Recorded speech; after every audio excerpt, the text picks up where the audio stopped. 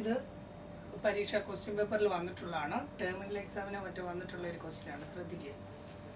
Number from 1 to 20 are written on paper slips and put in a box.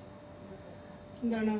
1 മുതൽ 20 വരെയുള്ള സംഖ്യകൾ, numbers അല്ലേ. Numbers from 1 to 20 are written or paper slips.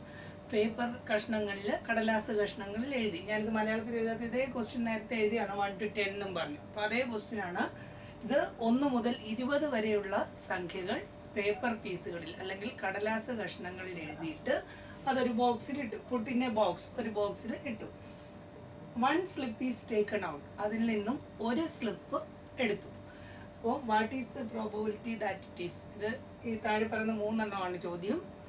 Even number, what is the probability that it is എന്ന് പറഞ്ഞാൽ common ആയിട്ട് പറഞ്ഞിരിക്കുന്നത്. ഇതിനുള്ള സാധ്യത എന്ത്? എന്തിനൊക്കെയുള്ള സാധ്യത? ഈവൻ നമ്പർ, ഇരട്ട സംഖ്യ ആവാനുള്ള സാധ്യത എന്ത്? ആൻഡ് ഓഡ് നമ്പർ, ഒറ്റ സംഖ്യ ആവാനുള്ള ചാൻസ് എന്ത്?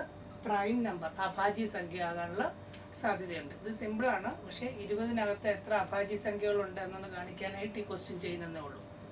നമുക്ക് ആദ്യമേ സംഖ്യകൾ എഴുതി നോക്കാം. ഏതൊക്കെയാണ്? 1, 2, 3, 4, 5, 6, 7, 8, 9, 10, 11, 12, 13, 14, 15, 16, 17, 18, 19, 20 അല്ലേ. അപ്പം 1 മുതൽ 20 വരെയുള്ള നമ്പേഴ്സ് എന്നാണ് പറഞ്ഞിരിക്കുന്നത്. 1 മുതൽ 20 വരെ നമ്മൾ എഴുതി. 1, 2, 3, 4, 5, 6, 10 അങ്ങനെ 20 വരെ എഴുതി. ഒന്നാമത്തെ ചോദ്യം ഈവൻ നമ്പർ, ഇരട്ട സംഖ്യ ആവാനുള്ള ചാൻസ് ഉണ്ട്. നിങ്ങൾക്ക് സിമ്പിളായിട്ട് എഴുതാം. 2, 4, 6, 8, 10, 12, 14, 16, 18, 20. ഇതാണ് ഇരട്ട സംഖ്യകൾ അല്ലേ. എണ്ണി നോക്കിയോ എത്ര എണ്ണം ഉണ്ട്? 1, 2, 3, 4, 5, 6, 7, 8, 9, 10 എണ്ണം ഉണ്ട്. ആകെ എത്ര എണ്ണം ഉണ്ട്? 1 മുതൽ 20 വരെ എന്ന് പറയുമ്പോൾ ടോട്ടൽ ഔട്ട്കം എത്രയാണ്?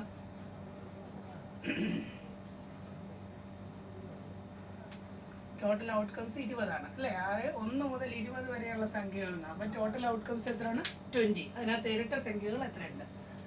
പ്രോബബിലിറ്റി ഓഫ് ഈവൻ നമ്പർ 1, 2, 3, 4, 5, 6, 7, 8, 9, 10 എണ്ണമാണ്. എത്രയാണ്? 10/20 എന്ന് വരും അല്ലേ. അതിനെ നമുക്ക് ഹരിച്ച് എഴുതാമല്ലോ. 10 കൊണ്ട് തന്നെ ഹരിക്കാം, അല്ലെങ്കിൽ ഓരോ 0 വെട്ടാം. അപ്പോൾ എത്ര വരും?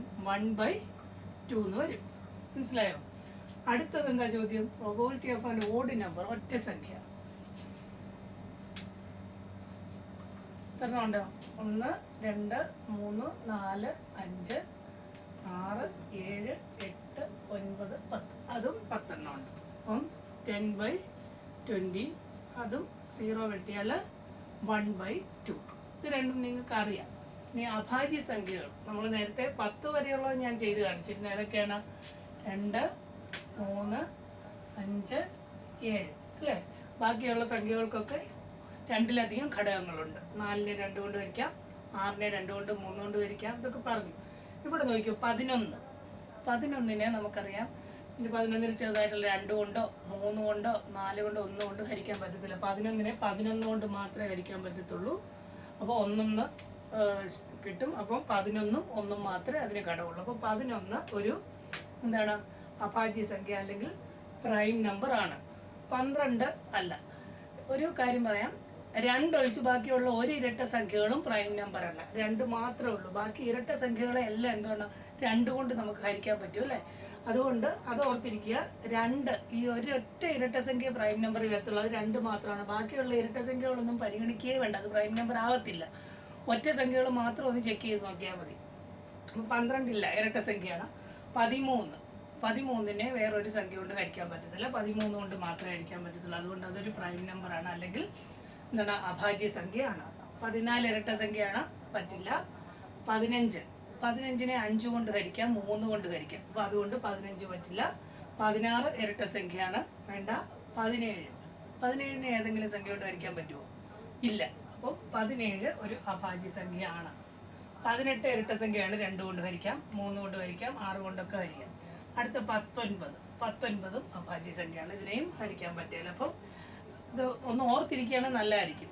1 3 2 3 5 7 ഇവിടെ 4 എണ്ണം ഉണ്ട് 10-നകത്ത്. പിന്നെ 11 13 17 19 ഇങ്ങനെ 4 എണ്ണം. അപ്പോൾ മൊത്തം എത്ര എണ്ണം വന്നു? 8 എണ്ണം വന്നു അല്ലേ? അപ്പം നമുക്ക് അതുകൂടെ എഴുതിയാം. Probability of the being a prime number, അഭാജ്യ സംഖ്യ ആകാനുള്ള സാധ്യത എത്ര ഉണ്ടായിരുന്നു? 8. 8/20. ഇതുകൊണ്ട് ചെറുതാക്കി എഴുതാമല്ലോ. ആദ്യമേ 2 കൊണ്ട് വരിക്കാം. അപ്പം 4/10 വരും. വീണ്ടും 2 കൊണ്ട് വരിക്കാം. അപ്പോൾ എത്ര വരും? 2/5. ഇതാണ് ഇതിൻ്റെ പ്രോബബിലിറ്റി. ഇതപ്പോൾ ശ്രദ്ധിക്കുക, ഈ സംഭവം മാത്രം ഒന്ന് ശ്രദ്ധിച്ച് പഠിക്കുക.